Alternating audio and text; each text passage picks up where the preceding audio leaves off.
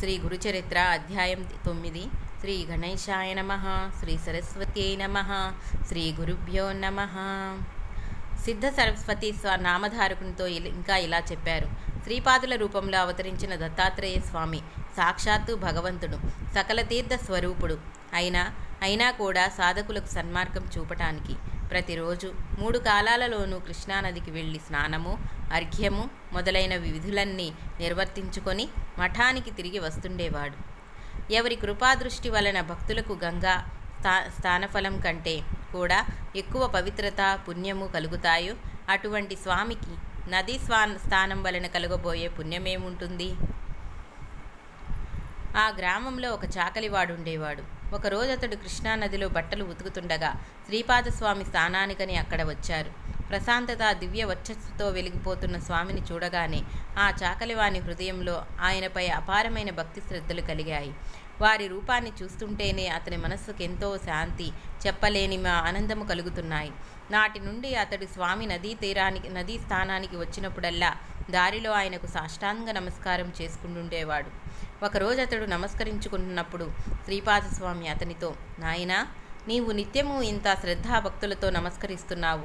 నీ సేవ వలన మాకు సంతోషమైంది అన్నారు. నాటి నుండి అతడికి సంసార చింత నశించి మరింత భక్తి శ్రద్ధలతో స్వామిని సేవించసాగాడు. ప్రతిరోజు అతడు స్వామి యొక్క ఆశ్రమ ప్రాంగణమంతా శుభ్రంగా చిమ్మి నీళ్లు చల్లుతుండేవాడు. అటు తర్వాతనే తన కులవృత్తి చేసుకోవడానికి వెళ్తుండేవాడు.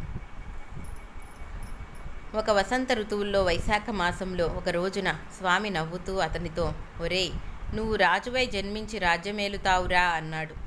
అతనికి ఆ మాటలు అర్థం కాలేదు. తర్వాత ఒకరోజు అతడు గుడ్డలు ఉతుక్కోవటానికి నది వద్దకు వెళ్ళినప్పుడు అక్కడ సుందర యువతి జనంతో కలిసి విహారార్థమై నదికి వచ్చిన ఒక యువరాజును, అతని వెంట వైభవంగా తరలివచ్చిన పరివారాన్ని చూశాడు.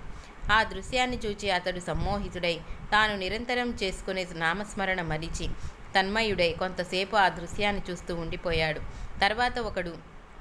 తర్వాత అతడు మానవ జన్మెత్తాక ఇటువంటి వైభవము, సుఖము అనుభవించకపోతే జీవితమే వ్యర్థము. ఈ రాజు ఎంతటి అదృష్టవంతుడో, ఇతనికి ఇంకా వైభవం రావటానికి అతడు ఎంతటి భక్తితో గురువును సేవించాడో, నాకు అటువంటి వైభవం ప్రాప్తించడం కలలో మాట అనుకున్నాడు. ఇంతలో మధ్యాహ్నమైంది. శ్రీపాదస్వామి స్నానం చేయడానికి నదికి వచ్చారు. అతడు స్వామికి నమస్కరించి, స్వామి, ఆ యవనరాజు యొక్క వైభవం చూస్తుంటే ఆశ్చర్యము, సంతోషం కలుగుతున్నాయి అని మళ్ళీ అజ్ఞానం వలన నేనిలా భ్రమించానే గాని నిజానికి మీ స్థితియే నిజమైన సౌఖ్యం ఇవ్వగలదని ఎప్పుడూ తోస్తున్నది అన్నాడు. శ్రీపాదస్వామి, దానికేమున్నది? నీవు పుట్టినది మొదలు కష్టం చేసుకునే జీవిస్తున్నావు. అందువలన అతన్ని చూడగానే నీకు రాజ్యభోగాలపై ప్రీతి కలగటంలో ఆశ్చర్యమేమీ లేదు. నాయనా, నీవు రాజు కావాలని మనస్ఫూర్తిగా కోరుకున్నావు గదా, నిస్సంకోచంగా చెప్పు అన్నారు. చాకలి వెంటనే స్వామికి నమస్కరించి, స్వామి, నా అజ్ఞానం మన్నించి నన్ను అనుగ్రహించు అని వేడుకున్నాడు. స్వామి, నాయనా, నా మనస్సులో బలంగా కలిగిన సంకల్పం నెరవేరవలసిందే, లేకుంటే ఇలాంటి వాసనలు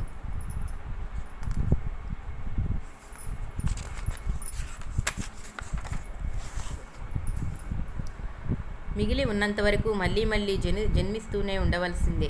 నీకు ఆ రాజ్యసుఖాలు ఈ జన్మలోనే కావాలా, లేక మరుజన్మలో కావాలా? సంకోచించకుండా చెప్పు అన్నాడు. అప్పుడు అతడు సిగ్గుతో తలవంచుకొని, ఇప్పుడు నేను ముసలివాడినయ్యాను. ఈ జన్మలో అంతటి సుఖం లభించినా తృప్తిగా అనుభవించలేను. కనుక నాకవి మరుజన్మలో లభిస్తే వాటిని ఆ జన్మాంతము అనుభవించగలుగుతాను అన్నాడు. అప్పుడు స్వామి, నాయనా, ఇలాంటి కోరికలు తమోగుణం వల్ల కలుగుతాయి. అవి కలిగాక ఇంద్రియాలను, మనస్సును తృప్తిపరచుకోవాలి.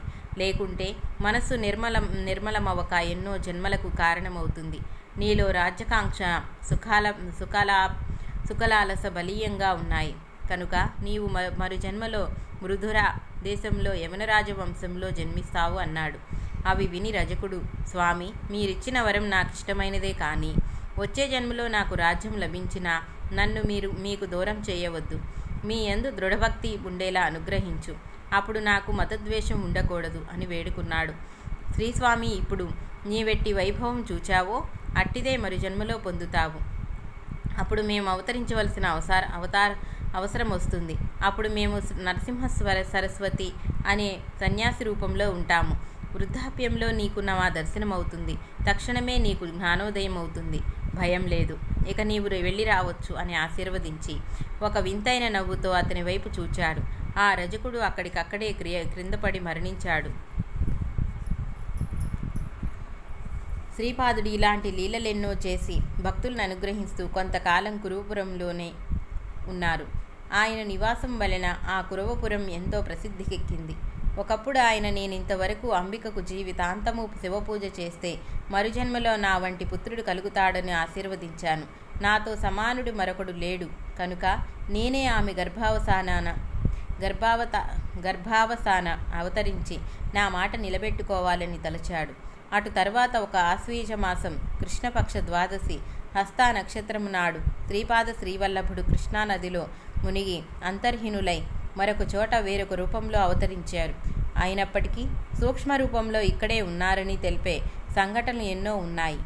భక్తి శ్రద్ధలతో కురువపురం దర్శించే వారికి ఆ స్వామి ప్రత్యక్షకుడే. అందువలనే కురువపురం అంతటి శ్రేష్టమైన క్షేత్రం. శ్రీ దత్తాయ గురవే నమః. శ్రీ శ్రీపాద శ్రీవల్లభాయ నమః. శ్రీ నృసింహ సరస్వత్యై నమః.